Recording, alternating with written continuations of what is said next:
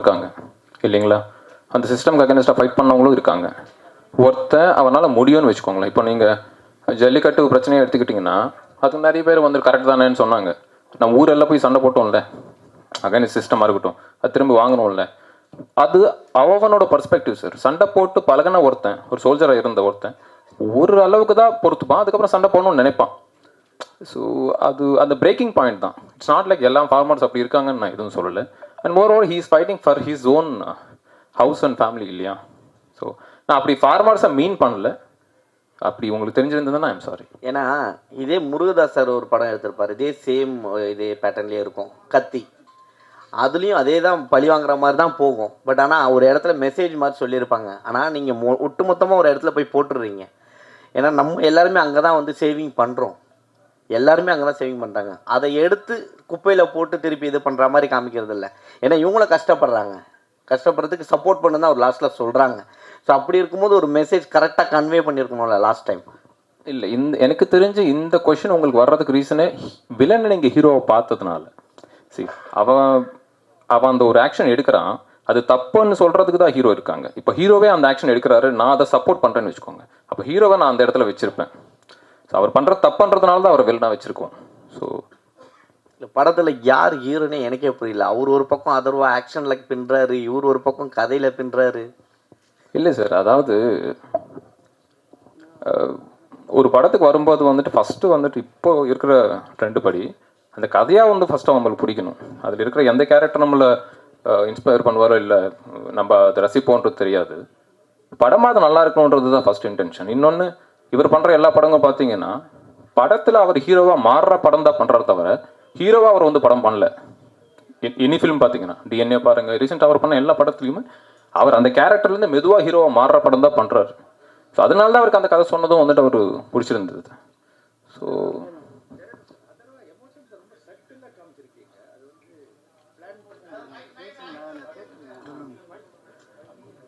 Sir,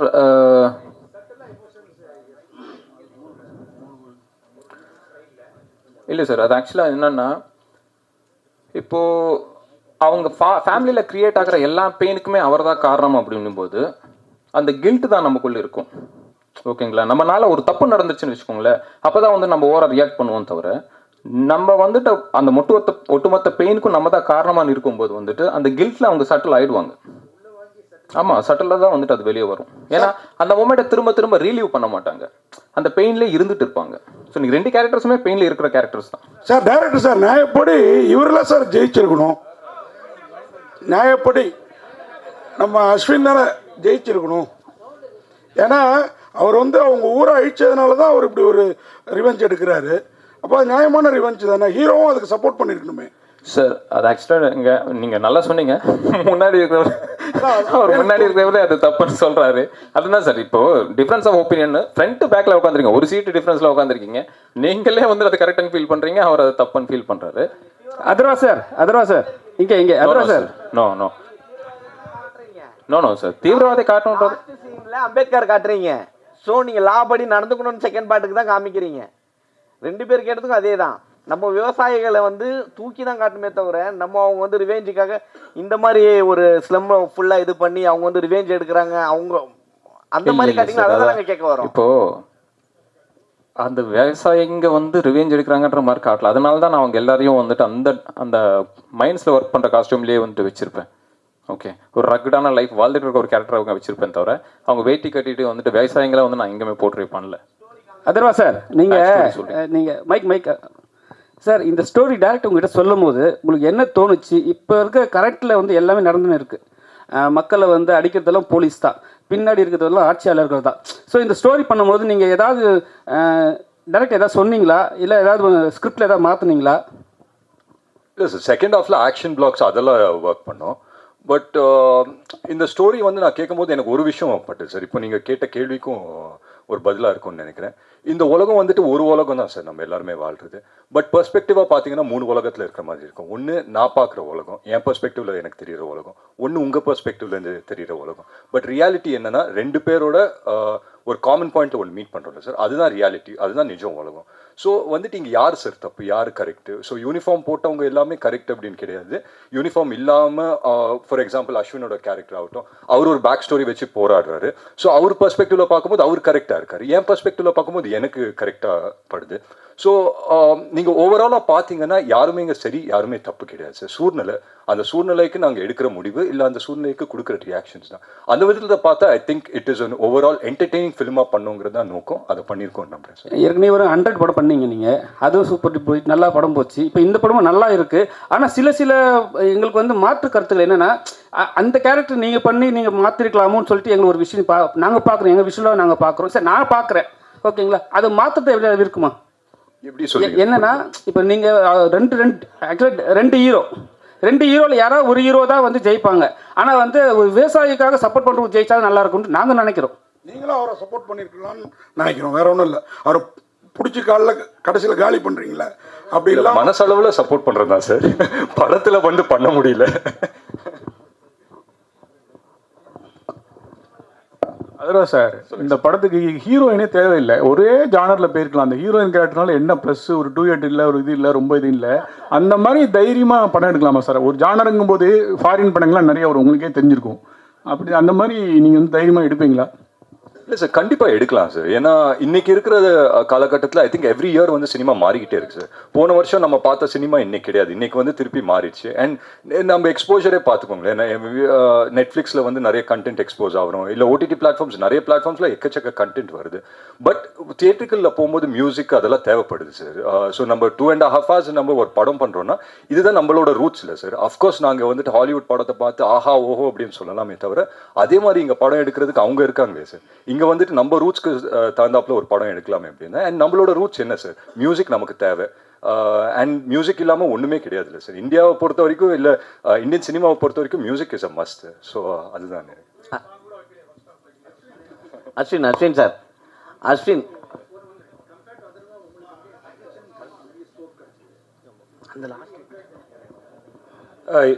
S sir, எனக்கு இந்த character ரொம்ப, டைரக்டர் சார் வந்து ஃபர்ஸ்ட்டு கதை சொல்லும்போது அந்த அக்ரேஷனை விட அவருக்குள்ளார இருக்கிற ஒரு ட்ராமா, அந்த அக்ரேஷனோட காஸே வந்து, அந்த ரூட் காஸே அந்த ட்ராமானால நிறைய விஷயங்கள் ப்ளே பண்ணுற ஸ்கோப் இருந்து.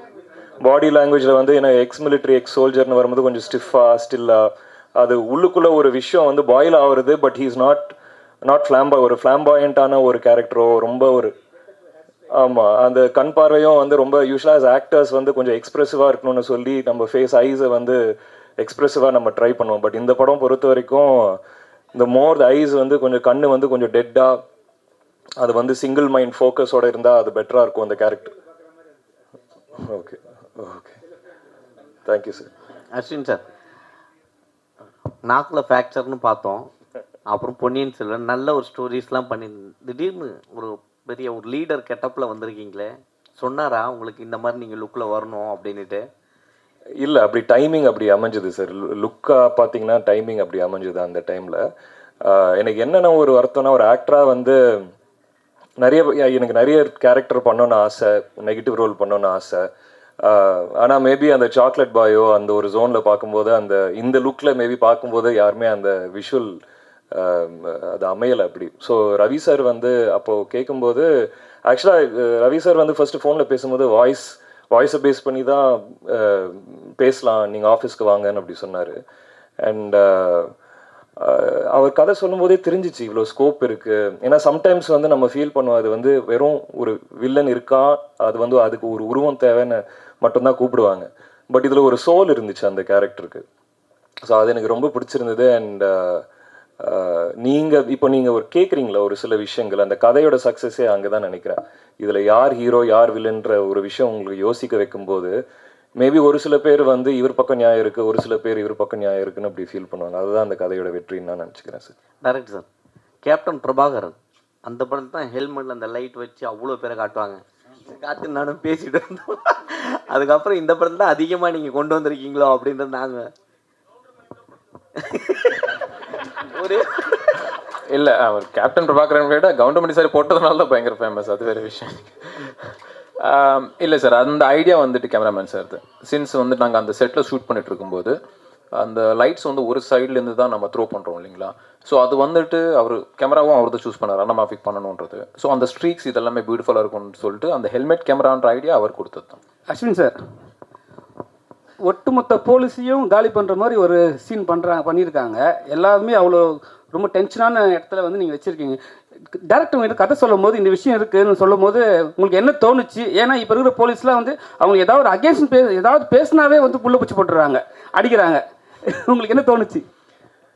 இல்லை, கடைசியில் ஒரு படம் தான்.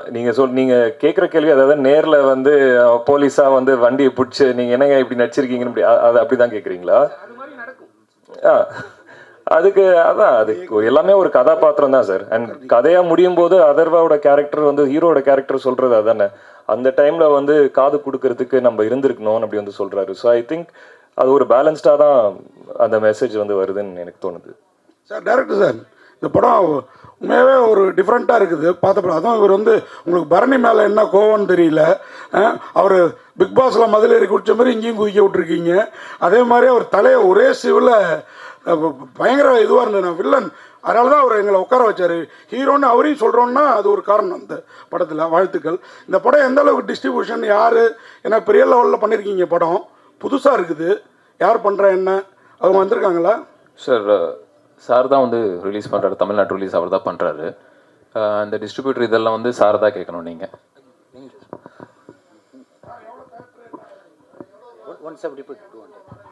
ஸோ 200 தியேட்டர்ஸ் ப்ளே பண்ணுறாங்க சார்.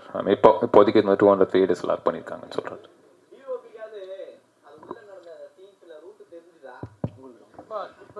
நாங்கள் எல்லாருமே வந்து கையில் ஒரு மேப்போட தான் சுற்றிட்டு இருந்தோம். பெருசாக வந்து ஃபோட்டோ கார்டு போட்டு படத்துக்கு கையில் மேப் போட்டு தான் டனல்னு டைட்டில் வச்சிருக்கீங்க.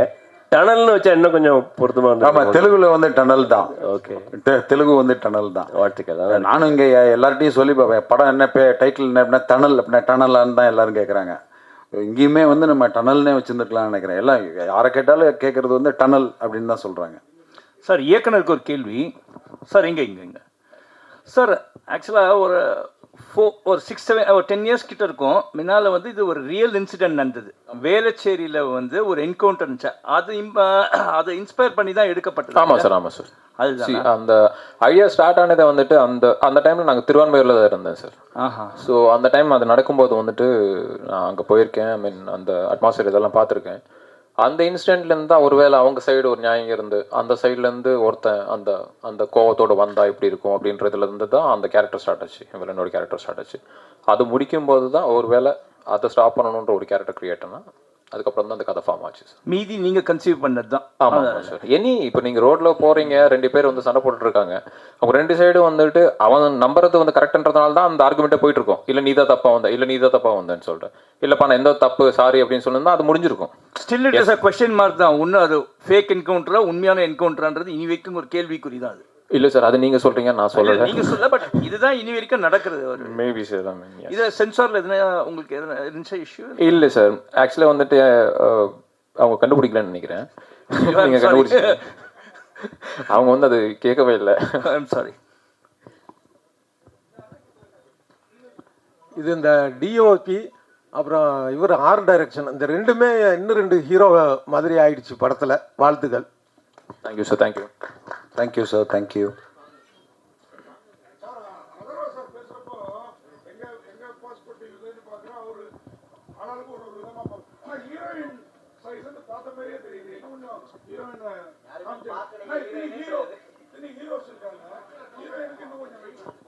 இல்லை சார், அது என்னோட ஃப்ளா தான். அதாவது வந்துட்டு அவங்களுக்கு இன்னும் இம்பார்ட்டண்ட்டான ஒரு ரோல் எழுதியிருக்கணும். இனிஷியலாக வந்துட்டு சொல்கிறதுக்கு நான் அந்த இனிஷியலாக டிராஃப்ட் பண்ணும்போது வந்துட்டு அது ஹீரோயினாக நாங்கள் டிராஃப்ட் பண்ணல, அந்த கமிஷனரோட பொண்ணாக தான் டிராஃப்ட் பண்ணியிருந்தோம். பட் என்னென்னா சில காரணங்களாலையும் வந்துட்டு அது மாற்றி அது எழுத வேண்டியதாக இருந்துச்சு. Thank you sir. Saravanan sir. Sir இங்கே சார், இது வரைக்கும் சினிமோகிராஃபி இதில் நல்லா இருந்தது. இது வரைக்கும் ஃபுல்லாக வெங்கட் பிரபு சார் அந்த டீம்லேயே பண்ணியிருக்கீங்க. புதுசாக ஒரு டேரக்டரோட ஒர்க் பண்ணியிருக்கீங்க. அந்த எக்ஸ்பீரியன்ஸ் எப்படி இருந்தது? அதே மாதிரி உங்கள் சன்னி அப்படியே இன்ட்ரடியூஸ் பண்ணிங்கன்னா நல்லாயிருக்கும். ஓகே. எனக்கு இவரை வந்து ஒரு 10 வருஷத்துக்கு முன்னாடி தெரியும்.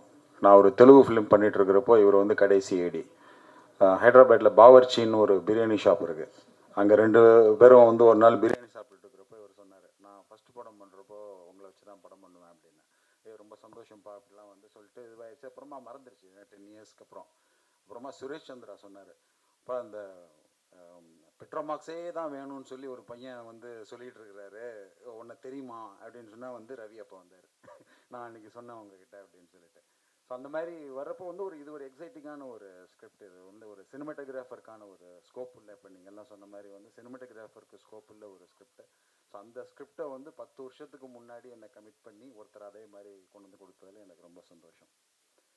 அதுக்கப்புறம் சார்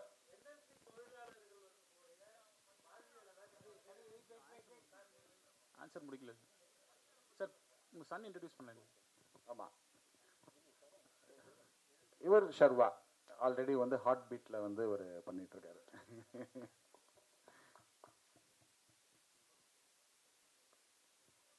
எல்லாருக்கும் வணக்கம். இன்னைக்கு எல்லாத்தையும் பார்த்ததில் ரொம்ப ரொம்ப சந்தோஷமாக இருக்குது. நைஸ் சார், நல்லா பண்ணியிருந்தீங்க. Thank you. Best wishes. Thank you sir. And Atharvaa sir, இது வரைக்கும் சாக்லேட் பாயாக பண்ணிட்டு இருந்தீங்க. ஸோ இப்போ ஆக்ஷன் ஹீரோவாக மாறி இருக்கீங்க. ஸோ எப்படி இருக்கு இந்த நியூ ரூட்? எப்போங்க சாக்லேட் பாய் பண்ணேன், எப்போங்க ஆக்ஷன் மாறேன்? 2வது படமே ஆக்ஷன் பண்ணிட்டேங்க. இல்லை, பட் ஆக்ஷன் வந்து என்னோட கம்ஃபர்ட் ஜோன். எனக்கு ரொம்ப பிடிக்கும் ஆக்ஷன் பண்ணுறது. நான்லாம் எந்த மாதிரி கிட்டனா இந்த WWF பார்த்து வளர்ந்த பையன். ஸோ எனக்கு சின்ன வயசுலேயே இந்த ஆக்ஷன் படம் பார்க்குறது, இல்லை ஆக்ஷன் ஃபிலிம்ஸ் வந்து நான் சினிமாவுக்கு வந்த பிறகு ஆக்ஷன் ஃபிலிம் செலக்ட் பண்ணி அன்னைக்கு வந்து ஆக்ஷன் ஷூட் பண்ணுறோன்னா எனக்குள்ளே வந்துட்டு ஒரு சின்ன ஒரு எனர்ஜி தனியாக அப்படியே வந்துடும். ஸோ அந்த விதத்தில் I think I'm enjoying the phase that I mean.